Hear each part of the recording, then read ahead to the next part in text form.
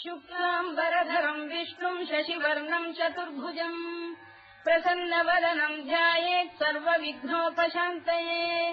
व्यासम् वसिष्ठनप्तारम् शक्तेः स्तोत्रमकल्मषम् पराशरात्मजम् वन्दे शुकतातम् तपोनिधिम् व्यासाय विष्णुरूपाय व्यासरूपाय विष्णवे नमो वै ब्रह्मनिधये वासिष्ठाय नमो नमः अविकाराय शुद्धाय नित्याय परमात्मने सदैकरूपरूपाय विष्णवे सर्वजिष्णवे यस्य स्मरणमात्रेण जन्म संसारबन्धनात् विमुच्यते नमस्तस्मै विष्णवे प्रभविष्णवे ॐ नमो विष्णवे प्रभविष्णवे श्रीवैशम्पायन उवाच श्रुत्वा धर्मानशेषेण पावनानि च सर्वशः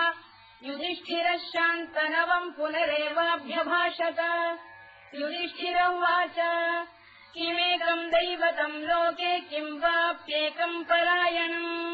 स्तुवन्तः कङ्कमर्चन्तः प्राप्नुयुर्मानवा शुभम् को धर्मः सर्वधर्माणाम् भवतः परमो मतः किम् जपन्मुच्यते जन्तुर्जन्म संसारबन्धनात् श्रीभीष्म उवाच जगत्प्रभुम् देवदेवमनन्तम् पुरुषोत्तमम् स्तुवन्नाम सहस्रेण पुरुषस्तततोत्थितः तमेव चार्चयन् नित्यम् भक्त्या पुरुषमव्ययम् ध्यायम् स्तुवन् नमस्यम् च यजमानस्तमेव च अनादिनिधनम् विष्णुम् सर्वलोकमहेश्वरम् लोकाध्यक्षम् स्तुवन् नित्यम् सर्वदुःखातिगो भवेत्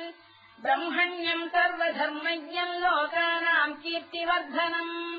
लोकनाथम् महद्भूतम् सर्वभूतभवोद्भवम् एष मे सर्वधर्माणाम् धर्मोऽधिकतमो मतः यद्भक्त्या पुण्डरीकाक्षम् स्तवैरच्चेन्नरः सदा परमम् यो महत्तेजः परमम् यो महत्तपः परमम् यो महद्ब्रह्म परमम् यः परायणम् पवित्राणाम् पवित्रम् यो मङ्गलानाम् च मङ्गलम् दैवतम् देवतानाम् च भूतानाम् यो व्ययक्तिदा यतः सर्वाणि भूतानि भवन्त्यादियुगागमे यस्मिंश्च प्रलयम् यान्ति पुनरेव युगक्षये तस्य लोकप्रधानस्य जगन्नाथस्य भूपते विष्णोर्नाम सहस्रम् मे शृणु पापभयापहम् यानि नामानि गौणानि विख्यातानि महात्मनः ऋषिभिः परिगीतानि तानि वक्ष्यामि भूतये ऋषिर्नाम्नाम् सहस्रस्य वेदव्यासो महामुनिः छन्दोऽनुष्टुप् तथा देवो भगवान् देवकीसुतः अमृताम् शुद्भवो बीजम् शक्तिर्देवकीनन्दनः त्रिसामाहृदयम् तस्य शान्त्यर्थे विनियुज्यते विष्णुम् जिष्णुम् महाविष्णुम् प्रभविष्णुम् महेश्वरम् अनेकरूपदैत्यान्तम् नमामि पुरुषोत्तमम् अस्य श्रीविष्णोर्दिव्यसहस्रनामस्तोत्रमहामन्त्रस्य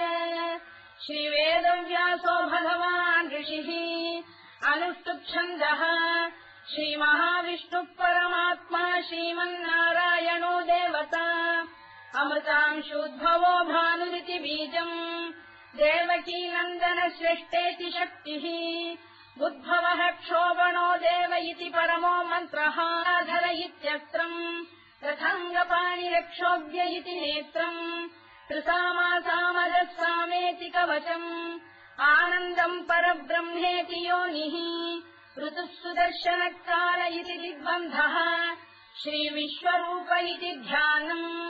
श्रीमहाविष्णुप्रीत्यर्थे सहस्रनाम जपे विनियोगः ध्यानम् क्षीरोदङ्गप्रदेशे शुचिमणिविलसत्सैकते मौक्तिकानाम् मालाक्लुप्तासनस्थस्फटिकमणिनिभैर्मौक्तिकैर्मण्डिताङ्गः शुभ्रैरभ्रैरदभ्रैरुपरि विरचितैर्मुक्तपीयूषवर्षैः आनन्दीनः पुनीयादरिनरिन गदा शङ्खपाणिर्मुकुन्दः भूः पादौ यस्य नाभिर्विहरसुरनिलश्चन्द्रसूर्यौ च नेत्रे कर्णा